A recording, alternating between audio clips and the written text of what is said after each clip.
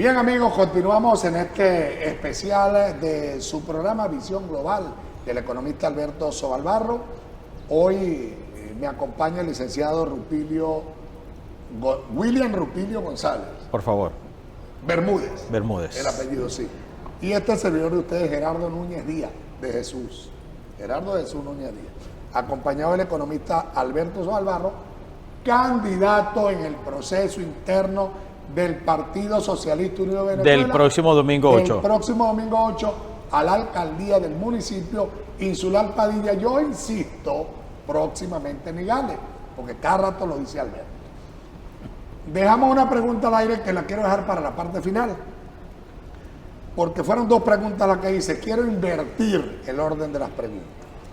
Gobiernos en Latinoamérica, por fin, luego de más de 30 días, el Consejo Nacional Electoral, que creo que así o el órgano electoral de Perú. Sí, el órgano electoral de Perú dio la victoria al izquierdista Pedro Castillo, un maestro de escuela.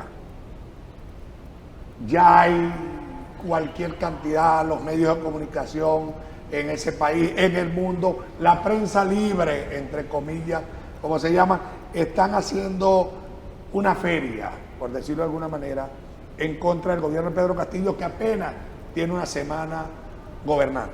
¿Cuál es su impresión en ese tema internacional? Así como lo que está ocurriendo en Colombia, las masacres que hay en el gobierno o que son responsabilidad del gobierno de Iván Duque, que tanto acusa al gobierno del presidente Maduro en el tema de violación de derechos humanos cuando están haciendo desmanes y desastres en Colombia. Y por último, la situación de Brasil con Bolsonaro. ¿Cuál es su opinión al respecto? Y Bolivia también. Y bueno, lo de Bolivia, correcto. Mira, déjame decirte lo que está pasando en Perú y lo que pudiera pasar en Perú. Yo en verdad terminé de conocer a el nuevo presidente ya juramentado en su discurso de toma de posesión. Mira, y me parece ya un hombre que está verdaderamente formado en esta situación difícil de crisis que vive el Perú. El Perú está viviendo una crisis de los últimos 15 años, pero que se acentúa, por supuesto, en estos últimos 5 años. El presidente Kuczynski fue destituido por temas de irregularidades, de corrupción. Vizcarra, el vicepresidente, fue destituido, estaba viviendo en los Estados Unidos, lo trajeron. Después el Congreso de esa nación eligió con su constitución 3 presidentes más. Llegaron elecciones, bueno, ahí el candidato que ganó se llama Pedro Castillo, un maestro de escuela, así lo conocemos, nos hace recordar mucho a Evo Morales, los que pudimos seguir desde el inicio la carrera de Evo Morales, un hombre de pueblo, un hombre que ha sido capaz en su discurso de desmontar toda una trama, todo un andamiaje de lo que es la administración pública en Perú. Y lo que más me gustó fue el llamado a constituyente, y dijo, no está plasmado en nuestra constitución la convocatoria a una Asamblea Nacional Constituyente, pero el pueblo es originario y vamos a consultarle al pueblo si quiere una Asamblea Nacional Constituyente, y entonces la vamos a convocar. Y me gustó mucho en verdad su discurso de toma de posesión, porque me recordó el discurso de Chávez. Nosotros también, o tampoco en la Constitución de 1960 estaba establecido el tema de la convocatoria a una Asamblea del Congreso Nacional. Por eso le decía, va a tener que ser el originario, porque tenía la Cámara en contra. Pero mira lo que hizo la sabiduría del presidente Chávez. La mayoría la maneja Keiko Fujimori. Acuérdate, el proceso de Chávez en nuestra Constitución no existía la figura de la convocatoria a una Asamblea Nacional Constituyente. Chávez solicitó al al Tribunal Supremo de Justicia, recuerdan, la participación, la convocatoria a un referéndum, se aprobó y el pueblo originariamente dijo sí queremos ir a constituyente. Por supuesto, Pedro Castillo tendrá que tener y pagar ahí el noviciado. Tiene que sortar esos obstáculos que no la tiene fácil. Sí, solventar muchos obstáculos. Viene de ganarle nada menos y nada más que la representante de la derecha rancia peruana, hija de Alberto Fujimori, que terminó prófugo, se vino a Chile, lo extraditaron y ahí está pagando una condena con todos los desmanes y todas las atrocidades que hizo, no solamente el daño económico que le hizo a la nación peruana, sino todas las persecuciones, todos los asesinatos, todas las desapariciones, todas las torturas que hizo para reducir el grupo en armas, entonces Tupac Amaru, por supuesto de Abigail Guzmán, y también el otro grupo guerrillero, no recuerdo ahorita, que asaltó la embajada Sendero Luminoso. Es el de Abigail, sí, que fueron Vladimiro Montesino, que fueron los que secuestraron la embajada de Japón, recuerdan, ¿no? Y que ahí hubo una cantidad de muertos que no necesariamente, porque sean rebeldes, deben de ser asesinados y masacrados como fueron. Bueno, ahí está él pagando en una cárcel, su hija ya es la tercera vez, el pueblo de Perú no quiere volver a vivir esa experiencia, tiene una nueva oportunidad. Yo no voy a criticar a las autoridades electorales de Perú, no me corresponde a mí no tenemos nosotros que hacer la injerencia al respecto. Lo cierto es que Pedro Castillo ganó, tiene todo el apoyo de la mayoría del pueblo peruano, ahí se ganó en la cuna del Grupo de Lima, así que debe darle vergüenza a toda ese montaje político que hizo ahí la derecha, la burguesía criolla, el imperialismo norteamericano, la Organización de Estados Americanos, para derrocar al presidente de Venezuela, y resulta que ahí ganó un hombre de izquierda, un revolucionario, un hombre progresista. Suerte a Pedro Castillo. Pero postura que ya cambió el gobierno peruano, porque ya hace día y medio el nuevo canciller de Perú ya habló de la condición de cambio la visión del gobierno peruano hacia el gobierno de Venezuela. Era lógico, ¿no? Bueno, eso era de esperarse. Eso era de esperarse. Igual cuestión de esperar la toma de posesión. Cuando ganó Alberto Fernández allá en la Argentina, por supuesto, cambió la política exterior de la Argentina con respecto al gobierno de Venezuela. El caso de Colombia, mira, el caso que vive, el drama que vive nuestro hermano pueblo de Colombia, más que dramático, ya es una cuestión dantesca en cuanto al sufrimiento de un pueblo que solamente quiere salir adelante con un verdadero sistema democrático, donde no gobierne un títere de la arrogante oligarquía colombiana, tutelada, por supuesto, por los Estados Unidos de Norteamérica. Nosotros en Colombia conocemos que hay 70 años de guerra civil, desde la muerte de Eliezer Gaitán, Jorge Eliezer Gaitán, en el año 1947, cuando se dio aquello que conocemos como el Bogotazo, más de 3.000 personas asesinadas en un enfrentamiento entre autoridades, personas que apoyaban a Jorge Eliezer, que era un líder del Partido Liberal desde el inicio, aunque ya ellos vienen en guerra desde la misma guerra de independencia. Pero ahí se acentúa porque entonces ahí los dos grandes partidos de la oligarquía colombiana, el Partido Conservador y el Partido Liberal, en pugna, se ven en la necesidad de matar a uno de sus propios líderes, porque era la apertura de lo que pudiera llamarse una revolución dentro del partido. Por eso asesinan a Jorge Eliezer Gaitán. Sale un pueblo a protestar, es masacrado, se da el Bogotazo, después viene el golpe de Estado de Rojas Pinilla, después viene Marquetalia, se fundan las Fuerzas Armadas Revolucionarias de Colombia, después en el año 64 se forma el Ejército de Liberación Nacional, después se funda el Quintín Lameda, el M-19 en la década de los 80, y hay más o menos como unos 8 grupos en armas en Colombia pujando en los últimos 70 años para derrocar un gobierno, porque los gobiernos colombianos se han caracterizado por perseguir a los líderes campesinos, a los líderes sindicalistas, a los intelectuales progresistas, a los jóvenes en las universidades, y estos grupos, estos jóvenes, esta gente se ha visto en la necesidad de irse a las zonas rurales, a las zonas campesinas, a formarse ahí en ejércitos de izquierda para derrocar estos regímenes que no le dan la posibilidad democrática, porque cada vez que hay un líder de un sindicato, de un campesino, de las comunidades indígenas, una minga indígena, inmediatamente son asesinados. Eso es lo que ha pasado en Colombia. Esa es una práctica santanderiana. Es verdad lo que decía Chávez respecto a Bolívar y Santander. Nosotros seguimos pagando, los venezolanos, y sigue pagando nuestro hermano pueblo colombiano, todo lo que tiene que ver con la visión de país y de nación de Santander, querer asesinar al presidente querer asesinar a todo aquel que te adversa. Esa es una práctica ya común y corriente.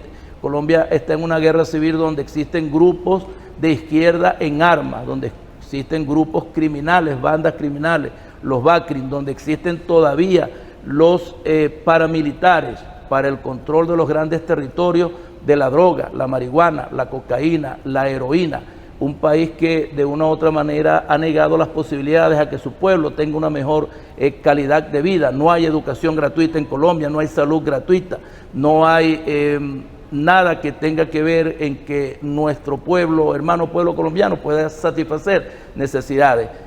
¿Cuántos millones de colombianos hay fuera de Colombia? Mira, solamente en Venezuela tenemos 7 millones y son refugiados, es gente que se ha venido a nuestra frontera y que vive aquí en nuestra frontera. Hoy día lo que está pasando en Colombia, las masacres, son masacres, perseguir a campesinos, en las comunidades indígenas, los trabajadores de las industrias, los intelectuales. Eso es una práctica del gobierno colombiano, es una práctica de la oligarquía colombiana, es una práctica que hoy día, por supuesto, ahí los Estados Unidos de Norteamérica, con 7 bases militares en Colombia, su fuerza armada también subordinada a esas bases militares. ¿Y dónde está la Organización de Estados Americanos?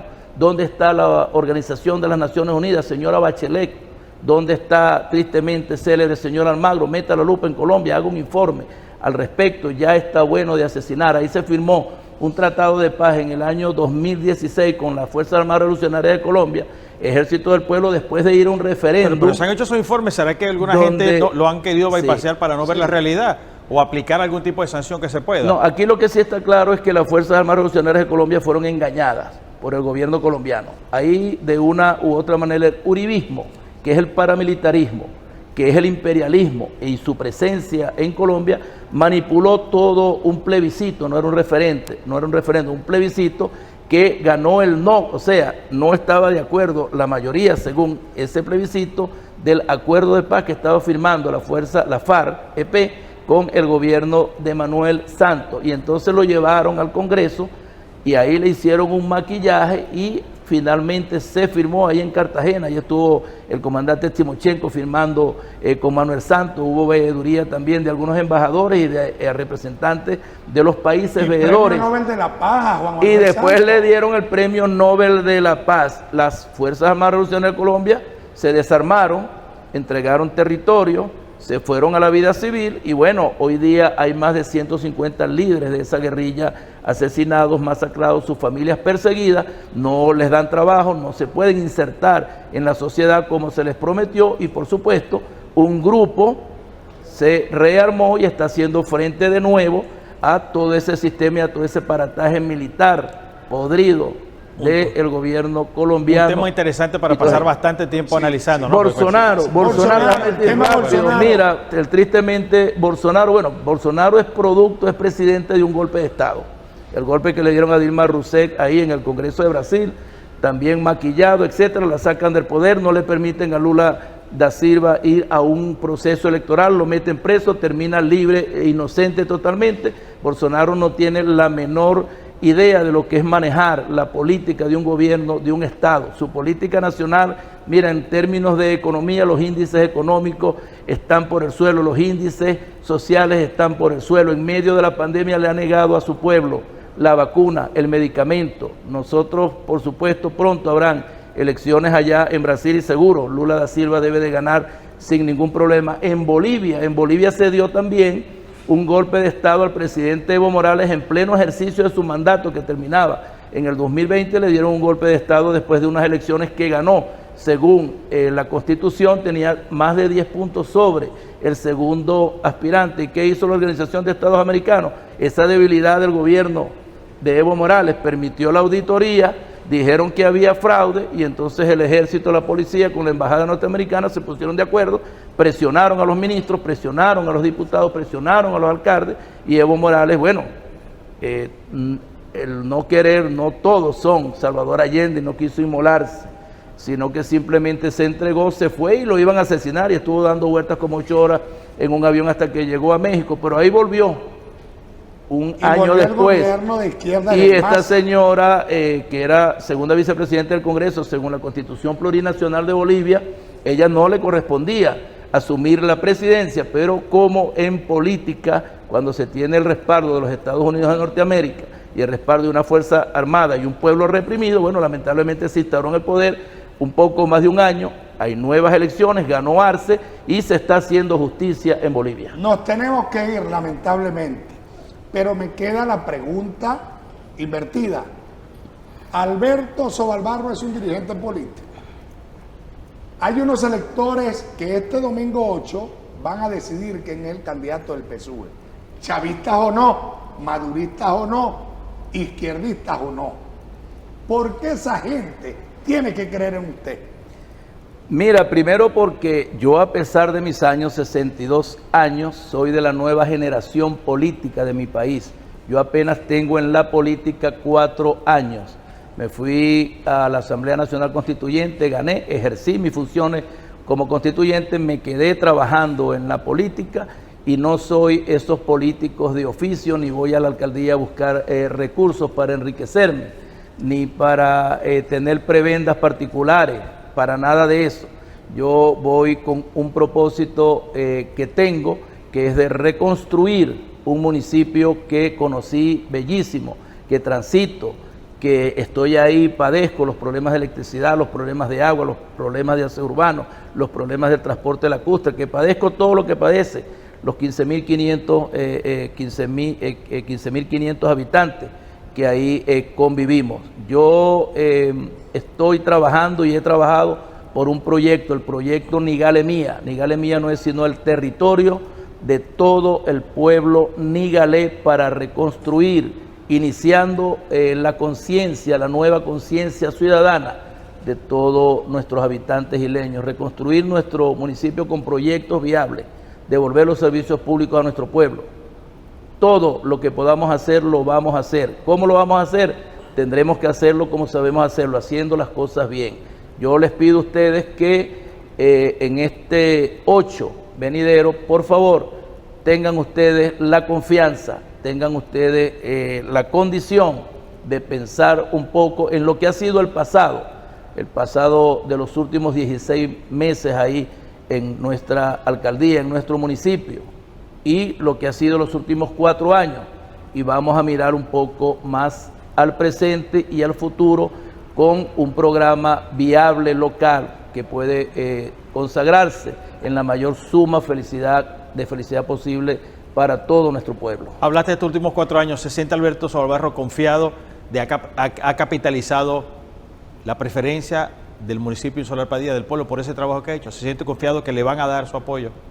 Bueno, yo te voy a hablar en datos estadísticos, ¿no? Dígame. Yo fui el más votado ahorita en la elección interna del Partido Socialista Unido de Venezuela con el 65%. ¿Lo siente Alberto cuando está Tanto con el los pueblo, dos hombres como las dos mujeres ganamos. Cuando está recorriendo, ¿lo siente Alberto cuando está Mira, recorriendo el yo municipio? en verdad cada vez que camino, estamos en el casa a casa, estamos en contacto directo con nuestro pueblo, estamos ahora en lo que era la Oficina Parlamentaria Constituyente, 4 años ahí trabajando con nuestro pueblo. Hoy día es la sede de la Fundación Social Nigale Mía. Ahí está un pueblo que cada día más se acerca a nosotros, un pueblo que cada día más se suma a nosotros. Mira, los pescadores, los educadores, los maestros, los trabajadores, pocos que quedan de las minas, los comerciantes, las amas de casa, los afectados por salud, los afectados por la inseguridad, todos acuden a nosotros y nosotros lo que hacemos es de darles respuestas concretas que se están materializando en hechos concretos. Nosotros vamos rumbo a esa alcaldía con el único propósito, te digo, de reorganizar nuestro municipio, de reconstruir nuestro municipio, de rescatar el talento isleño y, por supuesto, te lo repito, como dijo Bolívar en 1818 ya en el Congreso de Angostura, llevar a nuestro pueblo la mayor suma de felicidad posible, entre otras cosas. Bueno, Alberto, muchísimas gracias. Nos complace mucho que nos hayas permitido compartir contigo este espacio que es tuyo, Visión Global. Rupilio, muchas gracias por la invitación. Hacemos televisión juntos. Pero déjame decirte algo rápido. Yo agradezco mucho, Gerardo Núñez, te agradezco mucho, Rupilio, también la presencia que han tenido, porque tenía 112 programas, usurpando las funciones de periodistas y de comunicadores. Yo soy un moderador ahí alternativo, como llaman, en verdad. Correcto, comunicación alternativa. Todos somos comunicadores. Todos somos comunicadores. Amigos, a ustedes, mil gracias por la sintonía. A la gente de Clix 88.3 FM, de Radio Nacional de Venezuela 91.7, de Acción 100.1, de YBKE 102.1 FM, de Fe y Alegría 88.1, de Santa Bárbara Estéreo FM, así como de las televisoras aliadas Coquibacoa Televisión, Canal 11 del Zulia, Telecolor Santa Bárbara TV, y a los diarios Noticias al Minuto, Versión Final y ¿Qué pasa? Muchas gracias por habernos permitido llegar a sus hogares y los invitamos dentro del proceso democrático del Partido Socialista Unido de Venezuela a que este domingo 8 ejerza este derecho, es suyo, esté o no esté inscrito dentro del Partido Socialista Unido de Venezuela. Solamente tiene que estar en el registro electoral permanente inscrito y usted vota donde le corresponde. Feliz tarde para todos. Visión Global fue presentado por Funda Futuro, Fundación Trabajo, Bienestar y Futuro. Gobernación Bolivariana del Estado Zulia. Consejo Legislativo del Estado Zulia. Hipódromo Nacional Santa Rita. Zona Franca Internacional Guajira. Centro de Investigación Visión Económica Estratégica Global. Fundación Migale Mía.